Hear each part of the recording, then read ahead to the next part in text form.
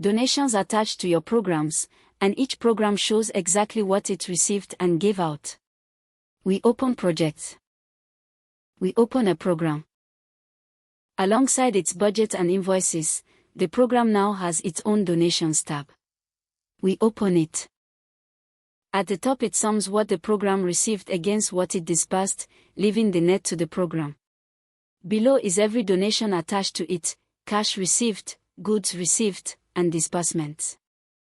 We can filter to just what came in, or just what went out. Every reference is a link. We click a cash receipt to open the donation itself. It opens straight to the source record, the donor, Zenith Bank Foundation, the amount, the posting accounts, and the exact journal entry ZetaFisc made.